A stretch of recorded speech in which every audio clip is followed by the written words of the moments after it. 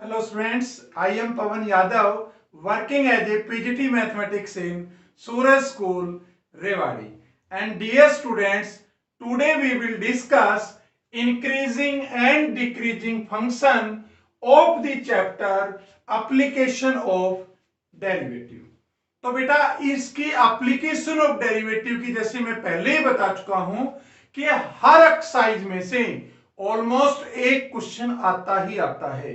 तो आज जो मैं कॉन्सेप्ट बताने जा रहा हूं आपको, इंक्रीजिंग डिक्रीजिंग फंक्शन, फिर आएगा स्ट्रिक्टली इंक्रीजिंग स्ट्रिक्टली डिक्रीजिंग। तो बच्चों को बड़ा कंफ्यूजन रहता है कि कब तो ये इंक्रीजिंग होगा, कब ये स्ट्रिक्टली इंक्रीजिंग होगा, सिमिलरली कब ये स्ट्रिक्टली डिक्रीजिंग होगा, या कब इस फंक्शन को हम डिक्रीजिंग फंक्शन कहेंगे।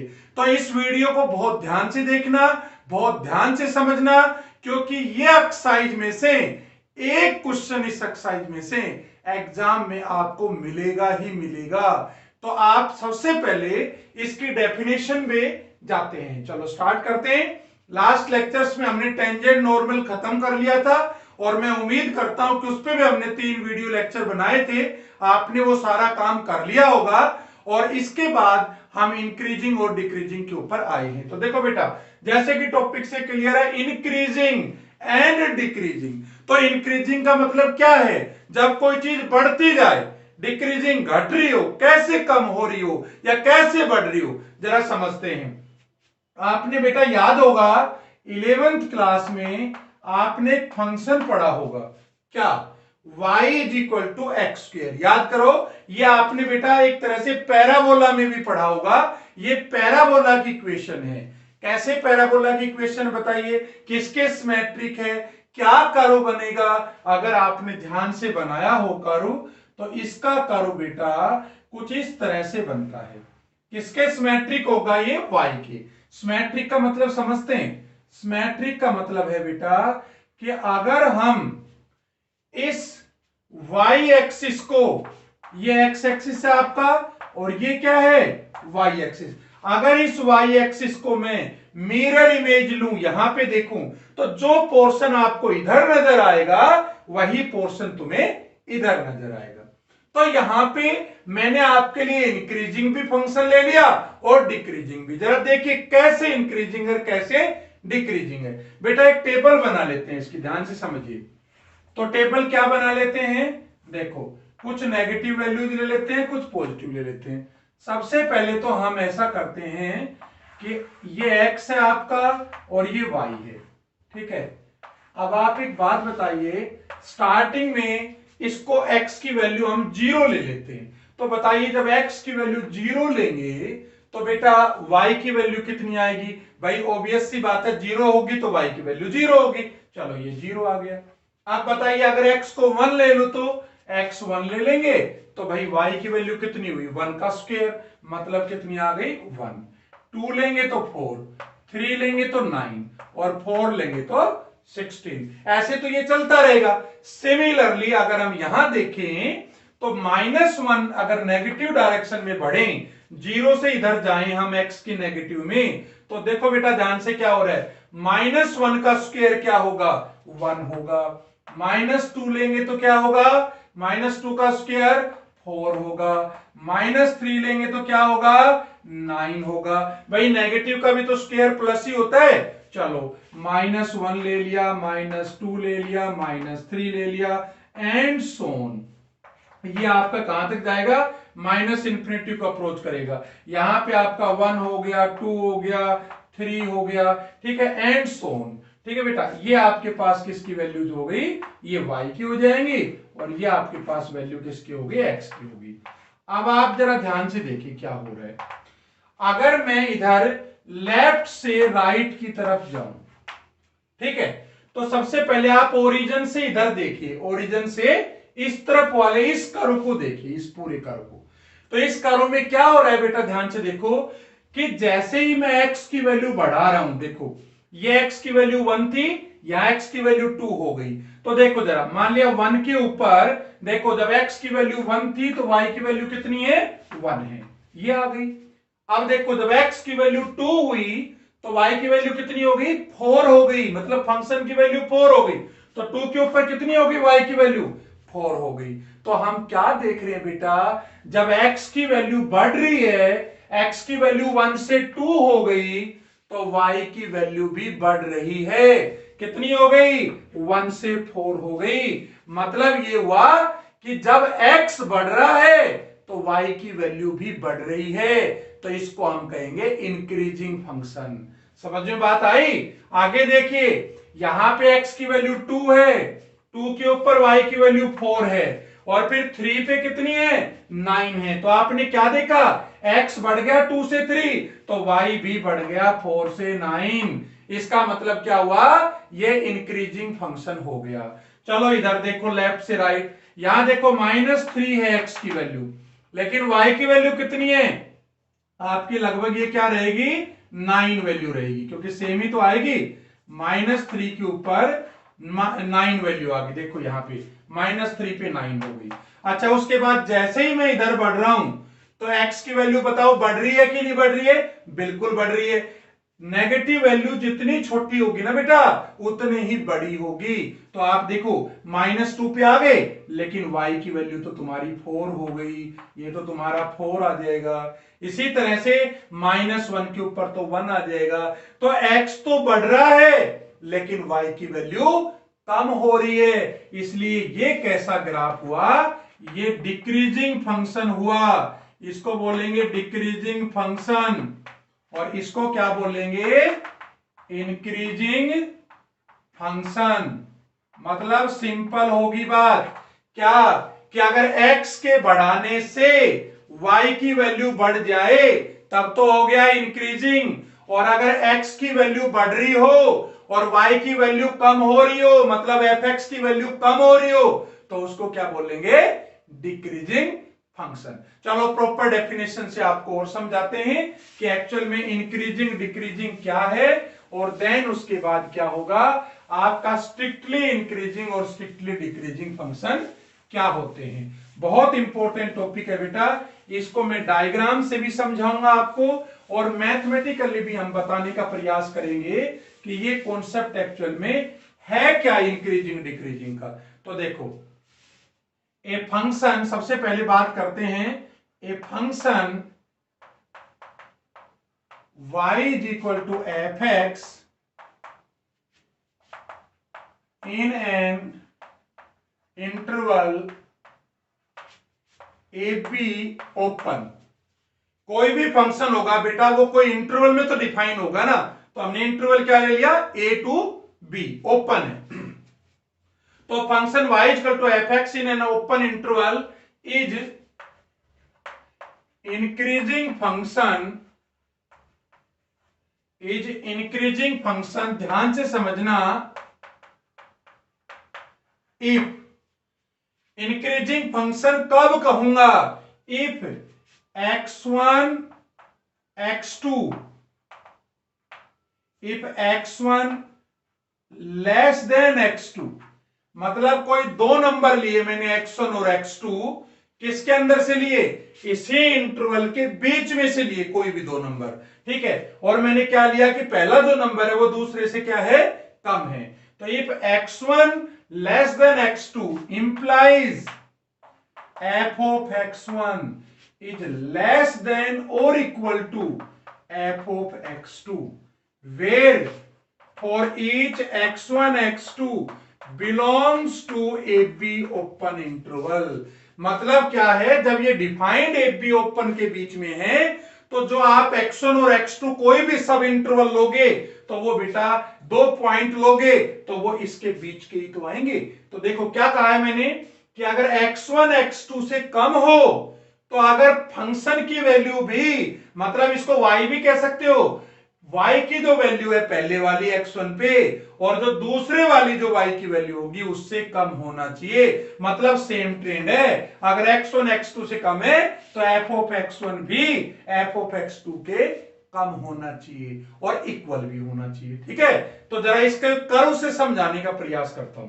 देखो बेटा, ये आपके पास मान लेते हैं कि x एक्सिस है, ये आपके पास y एक्सिस है, एक कर्व ले लेते हैं, ठीक है।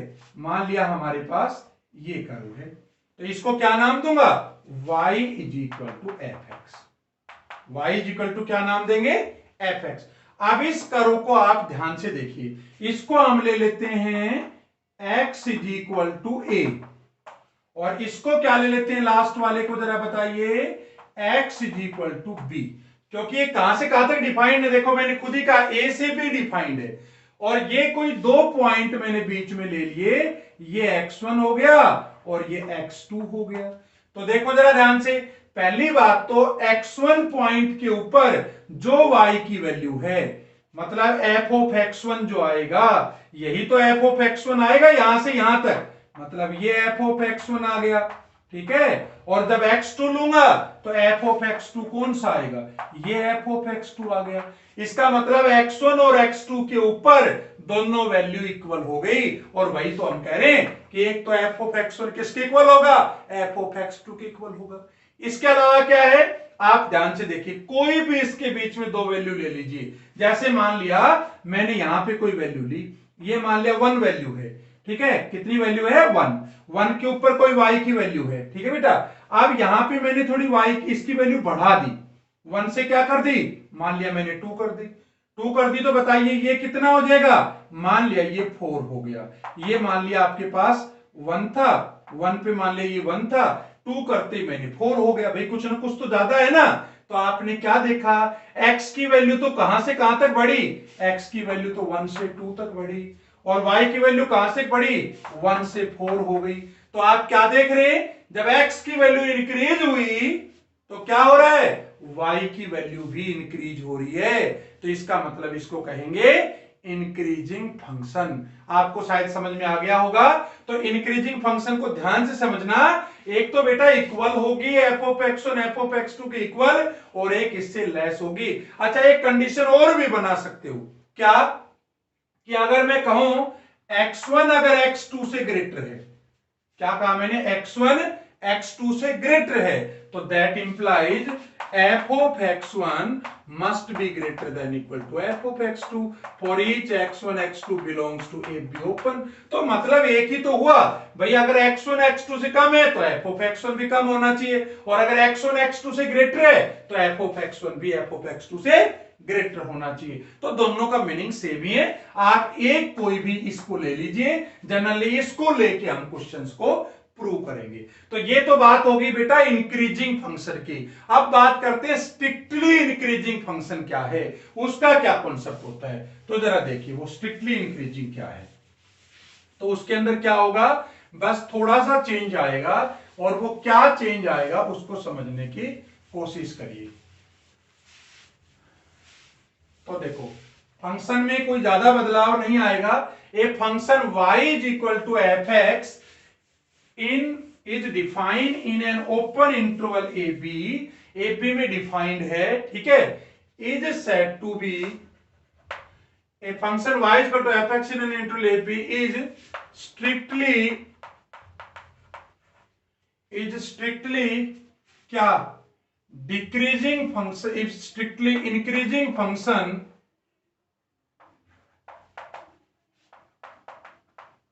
इफ। अब देखिए इसको स्ट्रिक्टली इंक्रीजिंग कब कहेंगे, if x1 is less than x2, मतलब कोई दो नंबर ले लिए x1 और x2, और x1 x2 से कम है, इंप्लाइज f ऑफ x1 है वो भी क्या होना चाहिए, f ऑफ x2 से कम होना चाहिए, और x1 x2 बिलोंग्स टू क्या, ए बी ओपन इंटरवल। मतलब आप देखिए उसमें और इसमें, मतलब इंक्रीजिंग फंक्शन और स्ट्रिक्टली इंक्रीजिंग फंक्शन में क्या डिफरेंस आया, जरा बता सकते हो। सिंपल डिफरेंस है, वहां पे इक्वल भी था, याद करो, function f of x1 f of x2 के इक्वल भी था, लेकिन यहां पे इक्वल नहीं होगा, ये याद रखना। तो इंक्रीजिंग में तो जनरली क्लोज इंटरवल आ सकता है, लेकिन यहां पे ओपन ही रहेगा, याद रखना। बात करेंगे क्वेश्चंस के अंदर। तो देखो अगर x1 x2 लेस है तो f x2 से लेस है, तो f ऑफ x1 क्या होना चाहिए, f ऑफ x2 से लेस होना चाहिए। चलो इसका एक एग्जांपल डिस्कस कर लेते हैं, डायग्राम से डिस्कस कर लेते हैं। जैसे बेटा मेरे पास कोई ये कर्व है, तो आप इस कर्व को ध्यान से देखिए, इसको अगर आगे एक्सटेंड करूं मैं, ये एक्स एक्सिस है आपका और ये आपके पास वाई एक्सिस है। तो ये मेरा आ गया x is equal to A आ गया और ये आ गया मान लिया point x is equal to B. तो अब इस पूरे कर्व के बीच में आप कोई भी दो पॉइंट ले लीजिए, जैसे मैंने यहां ले लिया यहां ले लिया, तो आप बताइए यहां पे x1 है यहां पे x2 है, इन दोनों के बीच में है, तो आप क्या देख रहे हो, x1 है वो x2 से कम है। बताओ x1 x2 से कम है कि नहीं है भाई, x2 तो बड़ी वैल्यू है। लेकिन अगर आप यहां देखेंगे बेटा तो ये तुम्हारी क्या वैल्यू आई, ये तो तुम्हारी f ऑफ x1 आई और ये वैल्यू क्या आई तुम्हारी, ये f ऑफ x2 आई। तो आप क्या देख रहे हैं, f ऑफ x1 भी f ऑफ x2 से कम है, मतलब implies f of x1 is less then f of x2। तो मैं कहूंगा ये कैसा फंक्शन है, ये इंक्रीजिंग फंक्शन है। और देखो इक्वल कहीं भी हो नहीं सकती, इस पूरे कर्व में कहीं भी ऐसे दो पॉइंट नहीं है x1 और x2 जहां पे f ऑफ x1 किसके इक्वल हो जाए, f ऑफ x2 के इक्वल हो जाए। तो दोनों में अंतर समझ में आ गया होगा, इंक्रीजिंग के अंदर इक्वल भी होता है यहां पे और स्ट्रिक्टली इंक्रीजिंग में इक्वल नहीं होगा। चलो बात करते हैं, आगे बढ़ते हैं। ये तो हमने पढ़ लिया क्या, इंक्रीजिंग फंक्शन। अब हम बात करते हैं डिक्रीजिंग फंक्शन की। ठीक है, अब डिक्रीजिंग फंक्शन की डेफिनेशन क्या होगी वो एक बार आप समझ लीजिए। तो देखो वही फंक्शन है तुम्हारा बेटा y is equal to a function y is equal to f x in an interval A B is क्या बोलूंगा इसको, इज डिक्रीजिंग फंक्शन इफ क्या होगा, इस बार उल्टा होगा। कैसे, if x1 is less than x2, x1 x2 कोई भी इस इंटरवल के बीच में दो वैल्यू ले ली, तो if x1 is less than x2 implies f of x1 is greater than equal to f of x2 where x1 x2 belongs to A B interval. मतलब देखो बेटा ध्यान से, इस बार उल्टा हो गया, x1 तो x2 से कम है, मतलब ये वैल्यू तो बढ़ रही है, x2 ज्यादा है, लेकिन यहां पे पहले वाली जो वैल्यू y की वैल्यू है ना वो दूसरे वाली से बड़ी भी है और बराबर भी है। तो इसका मतलब क्या हुआ, अगर इसको हम डायग्राम से समझने का प्रयास करें तो जरा देखो कैसे हम इसको समझ सकते हैं। ये x है ये y है, ठीक है, तो इसको हम इस वे से समझ सकते हैं। देखो ये ले लिया मैंने करो, तो ये किस किस के बीच में है, ये पॉइंट ले लेते हैं x इज इक्वल टू ए और ये लास्ट वाला पॉइंट क्या ले लेते हैं, x is equal to B. और ये कोई तुम्हारे दो पॉइंट हो गए, ये x1 हो गया और ये x2 हो गया। ठीक है, तो अब आप बताइए जरा इसके अंदर क्या होगा, x1 और x2 के अंदर। देखो x1 और x2 के ऊपर y की वैल्यू सेम है, देखो यहां पे भी f ऑफ x1 आएगी और x2 के ऊपर ये तुम्हारी क्या होगी, f ऑफ x2 होगी और ये तुम्हारी होगी f ऑफ x1। तो आप क्या देख रहे हो, x1 और x2 पॉइंट के ऊपर f ऑफ x1 और f ऑफ x2 इक्वल हैं, तो इक्वल वाली बात हो गई। दूसरा देखो ध्यान से, इस पूरे कर्व के अंदर जैसे यहीं पे मैं कोई दो पॉइंट ले लेता हूं, मान लिया ये कोई दो पॉइंट है, मान लिया ये वैल्यू 1 है, मान लिया x की वैल्यू कितनी ले ली मैंने 1, x की वैल्यू 1 ली, तो ये मान लिया f ऑफ x की वैल्यू मान लिया 10 है, सपोज करो कोई भी फंक्शन है, और फिर मैंने यहां पे x की वैल्यू 2 कर दी, तो देखो ये कहीं ना कहीं कम हो गई f ऑफ x की वैल्यू, मान लिया 8 कर देता हूं। तो आप देखो बेटा क्या हो रहा है, x की वैल्यू तो 1 से 2 हो गई, मतलब x की वैल्यू तो बढ़ रही है। देखो ना यहाँ पे x1 लेस देन x2 है, मतलब x2 ज्यादा है, लेकिन y को अगर ध्यान से देखो तो पहले f ऑफ x की वैल्यू 10 थी और बाद में 8 हो गई, मतलब ये तो बढ़ रहा है लेकिन ये वैल्यू कम हो रही है। तो आप समझ गए होंगे, ये तो फिजिक्स में जैसे पढ़ते हो इनवर्सली प्रोपोर्शनल जैसी बात हो गई, मतलब उसमें तो डायरेक्टली था इंक्रीजिंग में, और इसके अंदर डिक्रीजिंग में क्या हो गया, इनवर्सली हो गया, मतलब x तो बढ़ा रहे हो लेकिन f ऑफ x की वैल्यू कम हो रही है। ठीक है बेटा, तो यहां पे इक्वल भी आएगा, तब हम क्या कहेंगे इसको, इट इज डिक्रीजिंग फंक्शन। चलो बात करते हैं अब स्ट्रिक्टली डिक्रीजिंग की बात करते हैं। तो स्ट्रिक्टली डिक्रीजिंग में क्या होगा, जरा एक बार उसकी भी डेफिनेशन बना लेते हैं, तो देखो वो क्या होगा। A function y equal to f x in an interval A B is strictly decreasing function if x1 less than x2, x1 अगर x2 से कम है तो f ऑफ x1 है ना वो greater than f of x2 होना चाहिए for x1 x2 belongs to open interval A B. समझ में आ गया होगा, वही इक्वल वाली तुम्हारी कंडीशन यहां से हट गई। अच्छा, मैं आपको ज्यादा इसको लेंदी नहीं करना चाहता, अदरवाइज इस क्वेश्चन को दूसरा तरीका भी है, वो क्या कि भाई अगर x1 ग्रेटर देन x2 है तो इंप्लाइज क्या होगा, f of x1 less then f of x2। मतलब आपका उल्टा होगा, यहां से रिवर्स होगा कि अगर x1 x2 से बड़ा है तो f of x1 f of x2 से छोटा होगा। या क्या हो रहा है, x1 x2 से छोटा है तो f of x1 f of x2 से बड़ा होगा। तो मतलब आप किसी से भी कर सकते हो। तो अब ये क्या बन गया, जैसे मैंने इक्वल की कंडीशन हटा दी यहां से, तो ये बन गया स्ट्रिक्टली डिक्रीजिंग फंक्शन। क्या बन गया, स्ट्रिक्टली डिक्रीजिंग फंक्शन। तो स्ट्रिक्टली डिक्रीजिंग को भी अगर ग्राफिकली से मैं समझाने का प्रयास करूं, ग्राफ से समझाने का प्रयास करूं, तो स्ट्रिक्टली डिक्रीजिंग कैसे करेंगे हम, ये आपका स्ट्रिक्टली डिक्रीजिंग का ग्राफ आ गया, ये आप कर सकते हो। जरा देखो इसके अंदर क्या हो रहा है, जरा बताइए। x की वैल्यू ये मान लेता हूं x is equal to A है तुम्हारा, ये मान लेता हूं तुम्हारा x is equal to B है। आप ध्यान से देखो, यहां से जैसे ही आप x की वैल्यू, जैसे मान लेता हूं यहां पे 2 है तो y की वैल्यू मान लिया f ऑफ x की वैल्यू 6 है। जैसे ही 3 किया, मान ले इसकी वैल्यू 4 हो गई, तो आप क्या देख रहे हो, x की वैल्यू तो बढ़ रही है, कहां से कहां तक बढ़ी, 2 to 3 बढ़ी, लेकिन f ऑफ x की वैल्यू क्या हो रही है, देखो 2 पे तो 6 थी, 2 पे तो कितनी थी, 6 थी, और 3 के ऊपर कितनी है, 4 है। तो आपने क्या देखा कि x तो बढ़ रहा है लेकिन y की वैल्यू या fx की वैल्यू कम हो रही है। तो मैं इसको क्या कहूंगा, कैसा फंक्शन हुआ, स्ट्रिक्टली डिक्रीजिंग फंक्शन हुआ। इक्वल वाली कंडीशन नहीं है, ध्यान रखना, अगर इक्वल आ जाता है यहां पे तब मैं इसको क्या कहता, तब मैं इसको कहता डिक्रीजिंग फंक्शन। सिंपल है बिल्कुल। तो मैं उम्मीद करता हूं कि यहां तक आपको बेटा दो चीज क्लियर हो गई होंगी। क्या, एक तो इंक्रीजिंग फंक्शन क्या है और डिक्रीजिंग फंक्शन क्या है, और दूसरा आपको क्या क्लियर कर दिया मैंने कि स्ट्रिक्टली इंक्रीजिंग फंक्शन कब होता है और दूसरा स्ट्रिक्टली डिक्रीजिंग कब होता है। अब एक टॉपिक आप पढ़ेंगे वो है, आप चलो उससे एक नेक्स्ट टॉपिक बताऊं, इससे पहले एक और फंक्शन लेता हूं। जैसे y is equal to sine x है बेटा, आपने नाम सुना होगा y is equal to sine x, इसका ग्राफ भी आपने ड्रॉ किया होगा।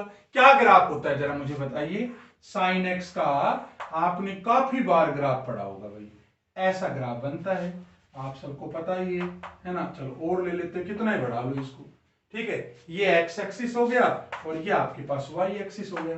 तो आप क्या देख रहे हो, इस ग्राफ को क्या बोलूंगा मैं, इस ग्राफ को मैं इंक्रीजिंग कहूं या डिक्रीजिंग कहूं, क्या कहूं, तो जरा आप ध्यान से देखिए, यहां से यहां तक आपको याद होगा π/2 के ऊपर साइन की वैल्यू 1 होती है।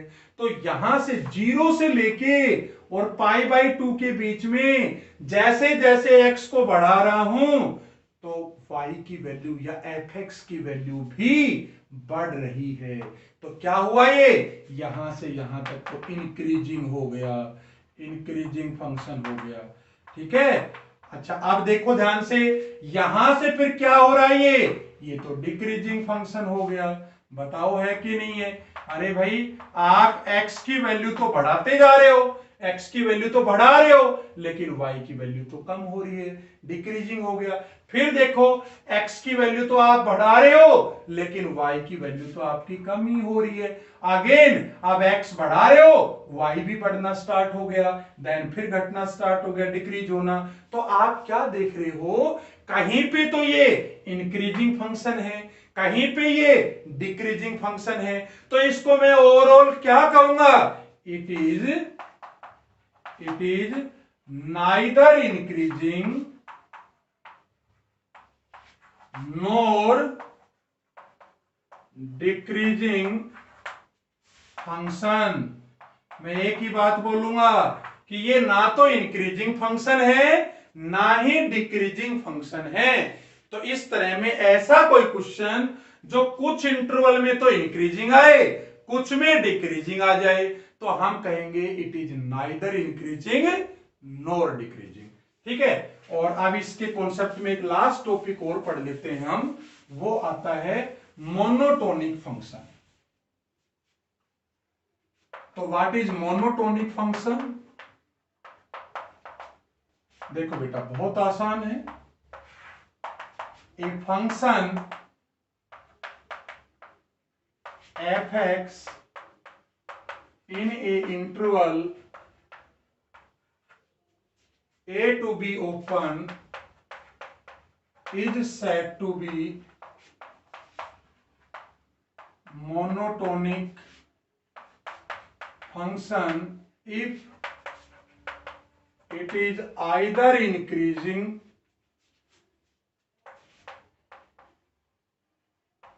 or decreasing in that interval।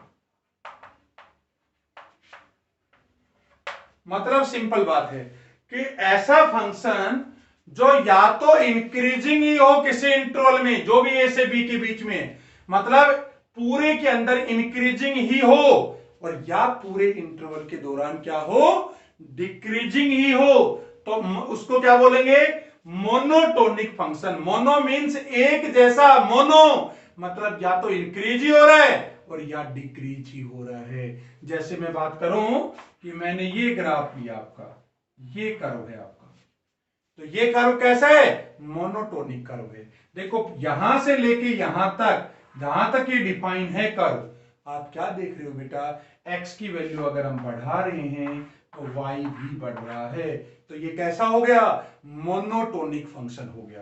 तो जरूरी नहीं है कि इंक्रीजिंग को ही मोनोटोनिक कहेंगे, अगर उस पर्टिकुलर इंटरवल में a से b के बीच में कोई फंक्शन डिक्रीजिंग भी है तो भी मैं उसको बोलूंगा मोनोटोनिक फंक्शन। तो बेटा ये यहां पे आपका इंट्रोडक्शन पार्ट खत्म हो गया है, और अब हम इसके ऊपर क्वेश्चंस करेंगे, किसके ऊपर, increasing decreasing functions and strictly increasing and strictly decreasing function.